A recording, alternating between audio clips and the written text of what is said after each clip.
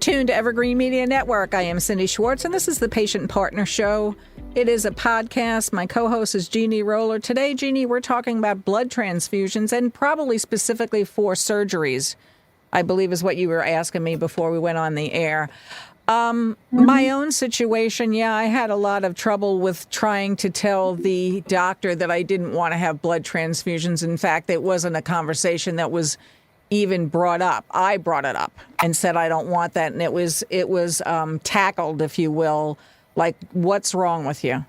Why don't you want this? But if you think of all the stipulations and stuff, and there was one article that I read at the time that said, and it's just my opinion, I didn't follow up to honestly say if this was true or not, but that cancer patients specifically shouldn't have blood transfusions because apparently blood transfusions do skew the whole apparatus of what your blood is from then on.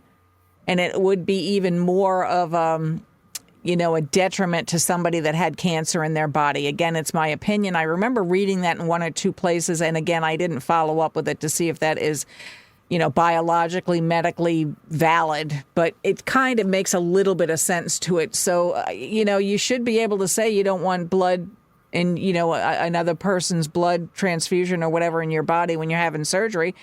And again, it would have to be a conversation that you'd have way before your surgery. In my case, that wasn't true. But so that way you could save blood or have, a donor or so, I guess, that you would feel comfortable having blood donated from. So, the thoughts on that, Jeannie? Well, I belong to a lot of different patient sites, blogs, and I came across this one post from a lady that was talking about her husband having surgery, and he signed a document to refuse blood products since the hospital couldn't guarantee that he would get COVID vaccine-free blood. Mm-hmm. So he instead opted for blood expanders if needed. Mm-hmm.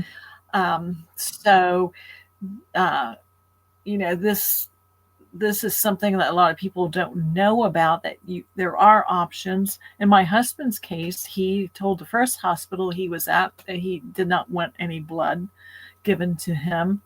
Of course, by the time he got to the second hospital, they had drugged him to make him compliant. And after the procedure, while he was still drugged, the nurse said, sign a paper, and he did. And it was a paper saying that he would accept blood transfusions. Mm-hmm.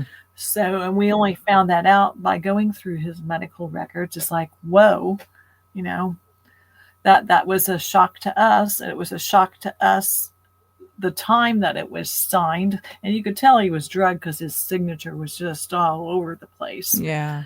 So it is really shocking that, like with you had to bring it up. With my husband, he brought it up and they chose to ignore it. Right. So it is a touchy subject.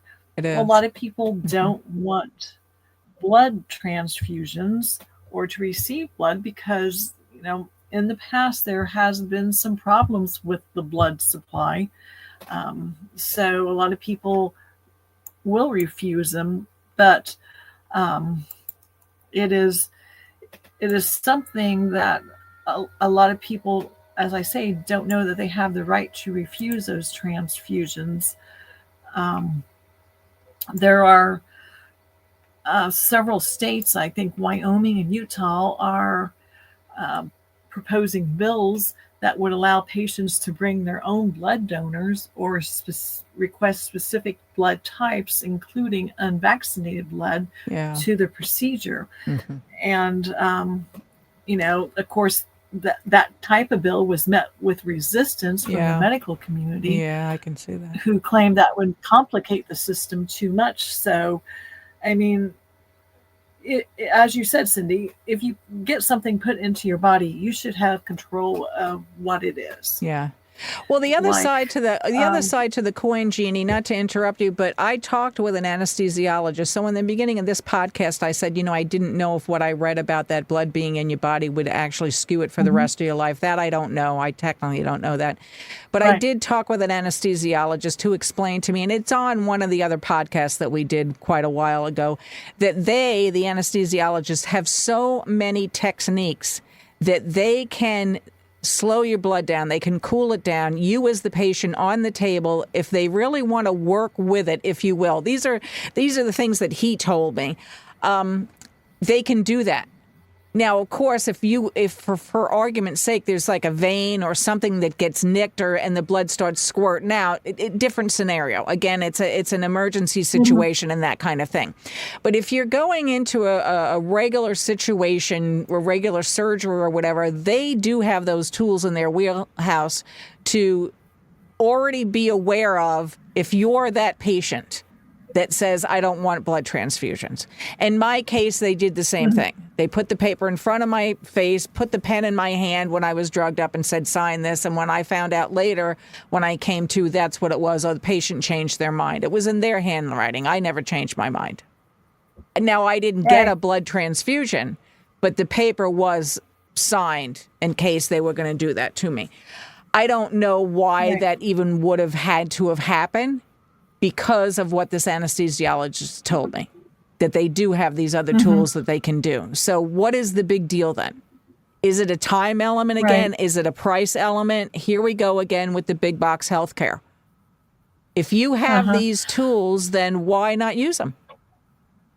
It's too much of a strain. Well, I don't get it.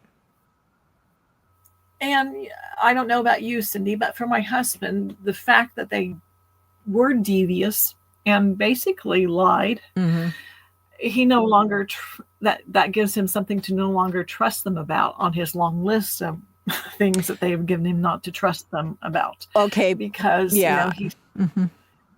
But not everyone's done that to him. In my mind, the people that did it to me, I know who they are. It's not the other 75 whatever people I go to. They weren't the ones that did it to me. Right. So I mean, you can't untrust everyone, in my opinion. Yeah. Well, and that may be, but, this hospital system that he went to has always been thought of as being trusted. So, we had no reason to believe that they wouldn't. Right. But times change and management changes and all that, too. Yeah. I get what you're saying, Jeannie. I mean, it's a sad case that you have to even have that conversation, that you can't blindly trust. But, apparently we can't do that. So you have to move on. And, in my opinion, you have to move on and find other people that you can trust. And that's really what this podcast is about, too, to try to help people make some decisions that they don't realize that they actually can make. And why do you have to just be, the lamb to the slaughter, if you will, for lack of a better scenario? I mean, you don't have to be. You don't. And you don't have to be that difficult patient either. I'm not trying to be a difficult patient, but I know what my limitations are. I know what my limitations are, and I know what I can stand and what I can't stand. And I mean, how many times have we all read, too, that you are your own best advocate and you are your own best, person that knows what your history is. So if you're telling us that and you're telling us to bring that to the situation, then listen to us. You don't want to go on and on about the same thing over and over again. I get that. But you make the point and say, listen, I can't have this medication. This is what it does to me, and I don't want that medication. There's got to be something else. Let's try something else. I mean, that's the conversation that needs to be had. That's it. That's all we're asking for. Right. And the reason I went into the subject is to educate people that there are options. Yeah. And that if you do have a planned procedure, your options are a lot greater than if you're in the emergency room. Right. So, that just do a Google, and you can find different options on how to bank blood, bring a donor, talk to your medical provider, and find out what will work. And if that's what puts your mind at ease, because, surgery is anxious.